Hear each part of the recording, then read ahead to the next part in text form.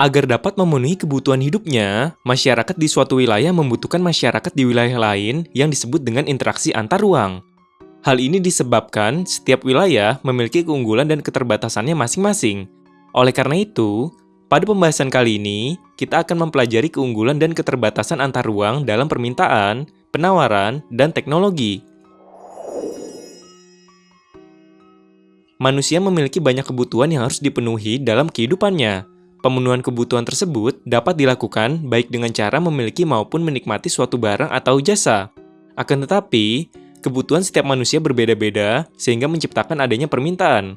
Permintaan adalah keinginan yang disertai dengan kemampuan untuk membeli barang pada tingkat harga atau waktu tertentu. Kebutuhan dan permintaan dapat terjadi berdasarkan ruang atau lokasi. Oleh karena itu, kebutuhan dan permintaan masyarakat suatu daerah akan berbeda dengan masyarakat di daerah lainnya. Misalnya, masyarakat di perkotaan akan memiliki kebutuhan yang berbeda dengan masyarakat di perdesaan. Begitu juga dengan masyarakat perdesaan di pegunungan akan memiliki kebutuhan yang berbeda dengan masyarakat perdesaan di wilayah pesisir pantai. Artinya, faktor ruang akan menentukan tindakan seseorang dalam melakukan kegiatan konsumsi. Konsumsi merupakan kegiatan memakai, menggunakan, dan menghabiskan kegunaan suatu barang atau jasa. Misalnya, masyarakat kota memiliki perilaku konsumsi yang berbeda jika dibandingkan dengan masyarakat desa, baik yang tinggal di pegunungan maupun pesisir pantai. Berdasarkan fungsinya, sebagai konsumen atau orang yang melakukan kegiatan konsumsi, masyarakat kota lebih banyak membeli barang karena ditunjang oleh pendapatan yang tinggi dan munculnya pasar-pasar modern, seperti pusat-pusat perbelanjaan. Berbeda dengan masyarakat perdesaan yang tidak banyak membeli barang karena rendahnya pendapatan dan kurangnya infrastruktur sehingga kegiatan distribusi atau penyaluran barang menjadi terhambat. Barang dan jasa yang dibutuhkan manusia sebagian besar dihasilkan oleh manusia dan hanya sebagian kecil yang dihasilkan langsung oleh alam. Oleh karena itu, manusia harus melakukan kegiatan untuk menghasilkan barang atau jasa yang disebut dengan produksi. Akan tetapi, kebutuhan yang dapat diproduksi oleh manusia di satu wilayah dengan wilayah lainnya bervariasi karena adanya perbedaan potensi alam yang dimiliki setiap wilayah. Perbedaan potensi alam menyebabkan setiap wilayah memiliki keunggulan dan keterbatasan sumber daya alam dan produksi.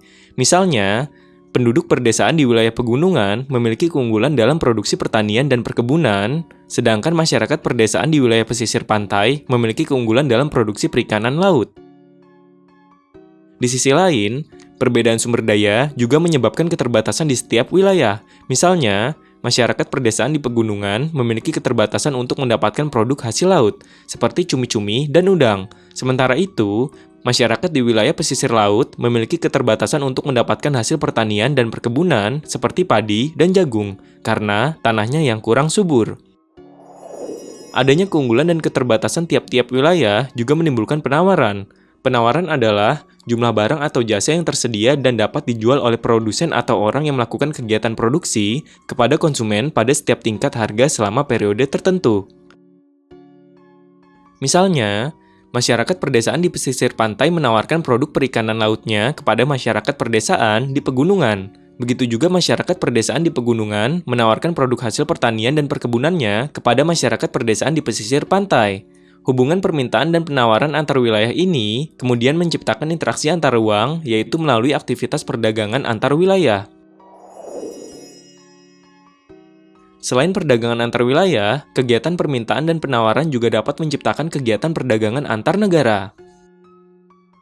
Indonesia merupakan negara tropis yang memiliki ribuan pulau, lautan yang luas, serta kekayaan alam yang cukup banyak. Oleh karena itu, Indonesia memiliki keunggulan berupa keindahan alam, keragaman hasil laut, produk pertanian dan perkebunan, serta berbagai jenis barang tambang yang dibutuhkan oleh negara lain. Contohnya, pesona alam Indonesia dinobatkan sebagai tujuan wisata nomor 1 di dunia berdasarkan survei pembaca Sea and Traveler, yaitu sebuah situs wisata dunia. Selain itu, Indonesia juga termasuk negara pengekspor pertanian terbaik kelima di dunia menurut Food and Agriculture Organization atau organisasi pangan dan pertanian yang berada di bawah naungan Perserikatan Bangsa-Bangsa.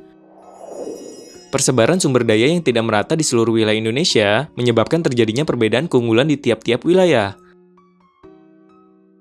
Perbedaan potensi daerah juga dapat disebabkan oleh perbedaan teknologi yang digunakan. Teknologi merupakan keseluruhan sarana untuk menyediakan barang-barang yang diperlukan bagi kelangsungan dan kenyamanan hidup manusia. Peran kemajuan teknologi terhadap penawaran adalah dapat meningkatkan hasil produksi, mengurangi biaya produksi, dan mempercepat proses distribusi. Oleh karena itu, teknologi menjadi salah satu faktor yang dapat meningkatkan keunggulan komparatif dari suatu wilayah. Keunggulan komparatif merupakan teori yang dikemukakan oleh seorang pakar ekonomi asal Inggris bernama David Ricardo. Keunggulan komparatif adalah kemampuan suatu wilayah untuk memproduksi barang atau jasa lebih banyak dengan biaya yang lebih murah daripada wilayah lainnya. Contohnya, Provinsi Lampung terkenal dengan produk unggulannya, yaitu kopi, dan mampu memproduksi kopi secara efisien dan murah. Sementara itu, wilayah Cianjur di Jawa Barat terkenal dengan produksi berasnya, dan mampu menghasilkan beras secara efisien dan murah. Dengan demikian, Lampung memiliki keunggulan komparatif dalam memproduksi kopi, dan Cianjur memiliki keunggulan komparatif dalam memproduksi beras. Dalam ilmu ekonomi, kedua daerah akan saling menguntungkan jika dapat melakukan interaksi antar ruang, yaitu dengan saling bertukar sumber daya melalui perdagangan. Misalnya, masyarakat Lampung membeli beras dari masyarakat Cianjur, dan masyarakat Cianjur membeli kopi dari masyarakat Lampung. Kedua wilayah tidak hanya dapat saling memenuhi kebutuhan masyarakatnya, tetapi juga memperoleh keuntungan dari hasil produksi yang menjadi keunggulan wilayahnya masing-masing. Oleh karena itu, kerjasama antar wilayah penting untuk dilakukan mengingat adanya perbedaan dan keterbatasan sumber daya alam di setiap wilayah. Dengan adanya kerjasama, wilayah yang memiliki keunggulan sumber daya tertentu akan dapat membantu wilayah lainnya yang memiliki keterbatasan sumber daya tersebut. Kerjasama juga akan mempererat integrasi antar wilayah di Indonesia sehingga menciptakan persatuan dan kesatuan bangsa. Berdasarkan pembahasan tadi, sekarang kita telah mengetahui bahwa setiap wilayah memiliki sumber daya yang berbeda-beda dan tersebar secara tidak merata. Akibat perbedaan tersebut, setiap wilayah memiliki keunggulan dan keterbatasan sumber daya. Agar dapat memenuhi kebutuhan masyarakatnya, tiap-tiap wilayah kemudian melakukan interaksi antar ruang melalui permintaan dan penawaran yang menimbulkan aktivitas perdagangan. Keunggulan potensi suatu wilayah juga dapat disebabkan oleh penggunaan teknologi.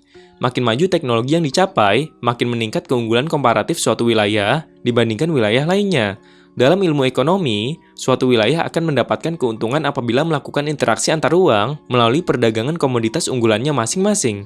Kerjasama ini tidak hanya dapat memenuhi kebutuhan masyarakat antar wilayah, tetapi juga memperkuat integrasi serta rasa persatuan dan kesatuan bangsa.